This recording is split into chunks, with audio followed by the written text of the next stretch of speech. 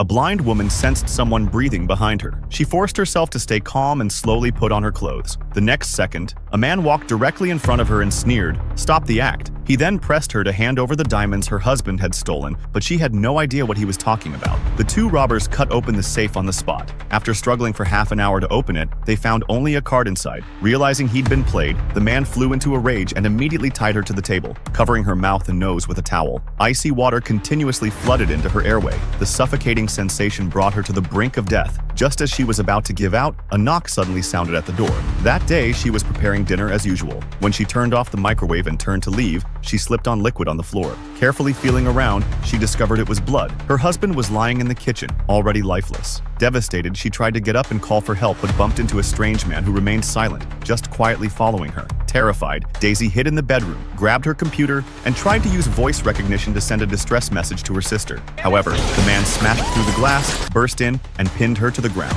After being tied up, Daisy learned the man's name was Jeff. He claimed Daisy's husband was a thief who had recently made off with a huge sum from their gang, and Jeff was there to retrieve the money. As Jeff demanded to know where the money was hidden, the phone rang. His boss was calling to check on progress. Daisy seized the opportunity to grab some clothes to cover herself while secretly hiding a camera behind her back. After hanging up, Jeff continued his interrogation, only to be struck down by Daisy with the camera. She immediately bolted from the room and fled down the stairs to the basement. Just as Jeff was about to catch her, a neighbor heard the commotion and came over. Daisy frantically shouted for him to call the police and stay back, but the next second, Jeff took him out. Daisy took advantage of the chaos to slip out the back door, feeling her way along the chain-link fence until she reached the street. She encountered a man who claimed to be an agent and promised to protect her. But as he was about to call for backup, Daisy suddenly detected something off. This so-called agent was actually Jeff's boss, and she was taken back home. The boss was more calculating than Jeff. He covered her husband's corpse with a blue cloth and pretended to sympathize with Daisy. But seeing she truly knew nothing, he resorted to strong-arm tactics. He noticed a hopeful-looking photograph on the wall and had Jeff take it down.